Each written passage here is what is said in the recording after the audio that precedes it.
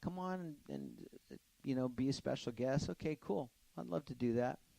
But I'm racing right now, and I'm in Europe. Okay, well, so one thing led to another, and my manager called me, and they said, you're not going to believe this, but they've called and asked if you wanted to have a starring role possibly, or if you'd like to come in and test for the new role of, Larry Wilcox was leaving, so there's going to be a new guy for Paunch. I says, okay, I guess. I've got a world championship still that I haven't raced in the Coliseum that was only about 3 months ahead of us, and that's everything to me. Sure, okay? Racing was everything.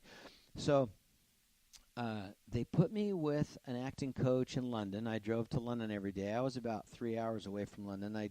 Not every day, but sometimes that I'd off, I'd probably get there about twice a week and learn how to memorize the dialogue and do that whole thing. I didn't have a clue, man.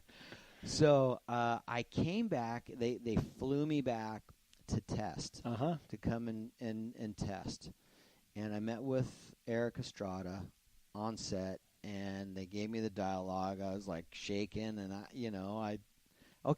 want you to read these lines and kind of act like yourself. That was the whole thing. They always said, I want you to act like yourself. We don't want you to act. We want you to be yourself. All right. So I did the dialogue, and I left, and 4 days later, I was back in England. They said, hey, they want to give you the role as Eric's partner. I'm going, really? But they want you to come home and quit right now, and stop your racing. Right. I said, well, that's not going to happen. I'm so thankful, first of all. Are you kidding? I mean, the chance of a lifetime. I'm going to, I use the word loosely and lightly, become an actor. I was a racer. So I turned it down. The biggest thing to me was to become world champion for the second time. That was then, I think, in another 2 months or so, and we had to keep it all quiet. And so this is what we're going to do. We're going to come back and we're going to film the World Championship, the Coliseum, and we're going to have all the cameras there and all the actors were there. Okay, great. And I didn't pay any attention to it because I couldn't let it be a distraction.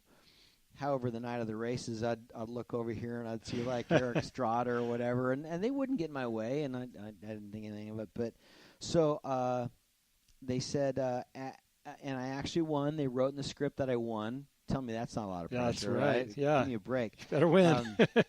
And so I retired on the podium that night. Wow. Right on the podium. That was another dream of mine. I want to go out on top no matter what I do. And I haven't raced Speedway since. But so at that time, they said, we've written a part especially for you.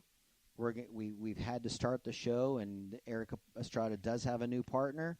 You're going to play his little brother as a cadet on the show, Bruce Nelson. Awesome. So I took it, and I think I was in the show about 17 episodes, and then they bumped me up as Eric's partner in the last 3 episodes. And, of course, then the show canceled, and perhaps maybe I had a lot to do with the show canceling. But doubt it.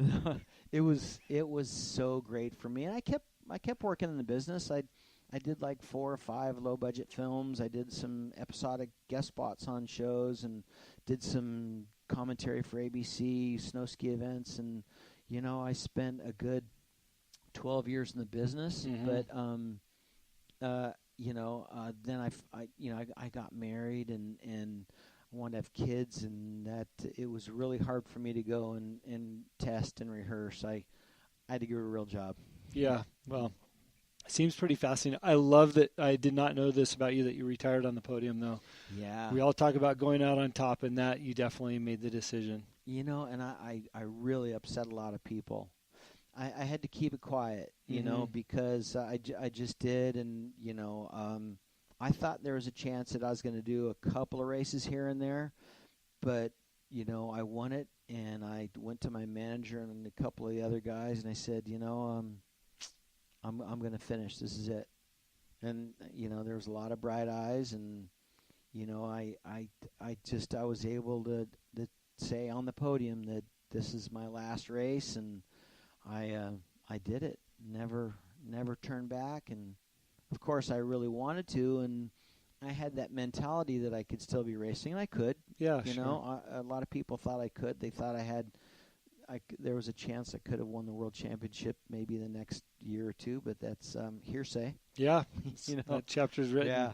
I don't think people understand how easy it is to get pulled back into a sport like that. I mean, I know for me in off-road, last year I was really tapering down my off-road career, and I got an offer to race in March at the Mint 400, and I took it, but I had all the intentions of taking it easy this year. It's hard to call it a day, right? Because you love it so much. Yeah. I mean, Jim, you're a racer. We love what we do. Yeah, there's a lot of risk, and it's dangerous, but that was the thing for me. I mean, I one day I stepped away from it, and again, I was riding 150 nights out of the year. This was such a change of life for me, from going to the racetrack to going to the set of chips. I mean, I didn't know what the hell I was doing, on the set. Sure. I really didn't. You know, I learned a lot, and the people on set were so good to me, including Eric Estrada. They were so good to me, and they'd do whatever they could to teach and be understanding. I didn't know there was just, there's not only they're going to do the single shot of you, but, a two shot or whatever, and you had to match exactly what you said to that particular dialogue. I never knew that in my classes that I took. One day I'm on a set, I'm on a hit show back in those days, and here I am. Nothing like getting thrown in the deep end, but it was an experience that I'll always remember, and it was so great for me. It really was. Well, thank goodness at least you had a bike, right? You had a little familiarity with something. It was a motorcycle. It's fun you say that, because they wouldn't allow us on the bike hardly at all. Really? Yeah. In fact, I remember Cycle News back in the day. Remember, it was a big motorcycle magazine. It was like our Bible. There was a picture of me. What they did is for focusing reasons, they would take the wheels, the tires off the motorcycles, and then mount them on a trailer, and they'd tow you behind a camera truck to keep you in focus. And so there was a picture in Cycle News with me. So the headline was from chips to chump. Oh, or gosh, something like that. Yeah. But even some of the stunts, there's no way in the world they'd let me do it. Wow. Plus, I didn't want to. Yeah. I mean, I wasn't gonna. Back those days, it was the Cowie 1100s, I believe. There's no way I want to jump over a car with those things. Yeah, it's a big bike. And those stunt guys, man, it blew my mind how good they were, and wow, what a way of life this is. Yeah, sure. So it was great. So you decided to go get a real job, as you called it. What'd you do? Where'd you go? I went back into the concrete cutting business, and I went back to work for the Penhall company for a while, and I knew that I needed to. I met a great lady. In fact, my wife to this day, I think we have 30. We've been married 32 years, and 4 great kids. And unfortunately, we lost one, Connor. But I had to make a real living, and it wasn't working with the television because I wasn't really an actor.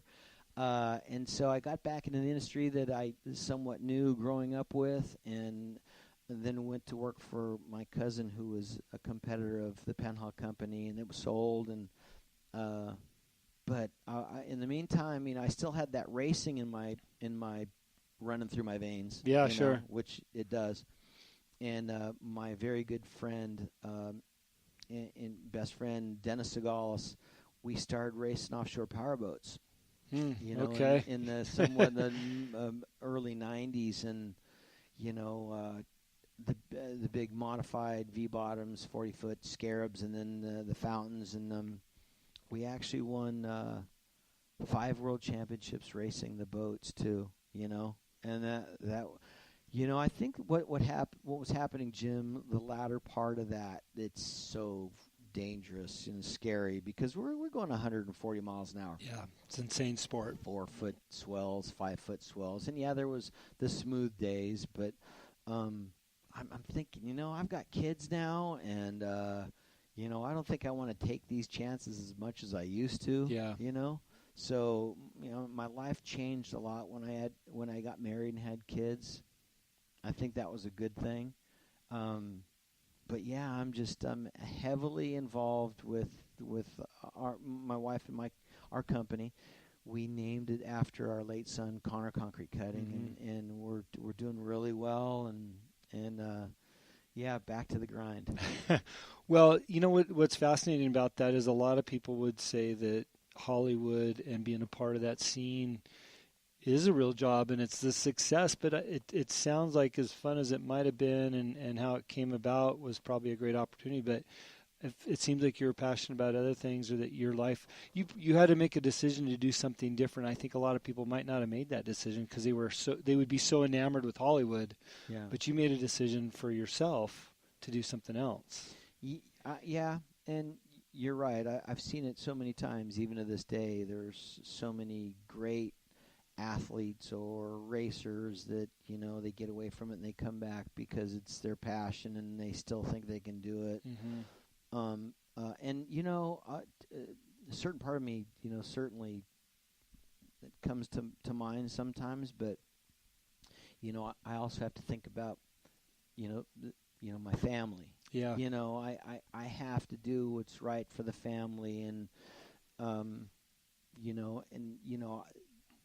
I'm the father here, and my wife's the mother, and these kids are our kids as kids are growing up, and we are the shoulders here. They need to rely on us. Yeah, they need to work hard themselves, absolutely, like we all do. But we need to set the precedence, and for me, I have to take care of my family, and it was important to be somewhat structured and to work hard and to show that to them as well. I think you set a great example. I've been around you enough, not a ton, but enough to see how you are as a father figure. And when I look at your event that you do, the Connor Penhall Memorial Cup, I've attended. You've allowed me to bring my race car there. That was pretty cool. That was great. But just seeing you interact not only with your family but with people, you set such a great example for others to follow. And I appreciate seeing that as a new father. I've got a 2-year-old and a 4-year-old. I just love seeing that, man. Thanks, Jim. It means a lot to me, and our kids, like I said, are everything to us, and unfortunately, Connor, our youngest, well, he'd be 26 now, was killed by a drunk driver, and he was working on the freeway that night, on a closed freeway, and I can't begin to tell you how devastating that is. And we have to deal with this every day, and every second minute of the day, and we just wonder, is he going to come back? All these things, and I won't go there, but it's a life changer for us, and after this accident, our kids are everything to us anyway. Yeah. In their well-being always, and 2 of my 4 kids were racers too, motorcycle racers. Yeah. And it's like, I couldn't wait until they finished because I was a nervous wreck. Yeah, I bet. And even Ryan, my second oldest, just stopped racing Baja this last year, and I can't begin to tell you how happy we were about that. We loved him doing what he wanted to do, and Connor too. They were great little racers, man. They really were. But they also realized, and Connor did, he was 21, he was working for me at that time, and same with Ryan. They knew that they weren't going to make a living with racing motorcycles. Yeah. They were good, but they weren't good enough. And so they took it upon themselves to work, and they did a great job every day. They still do. Well, Ryan does. And my oldest boy, Devin, and my daughter, Mackenzie, they're great kids. And, for me, I love to see their growth, and I love to see what they do every day. Maybe not all of it. We talked about that. Kids are a pain in the ass, right? We all know that. Talking about you, Ryan.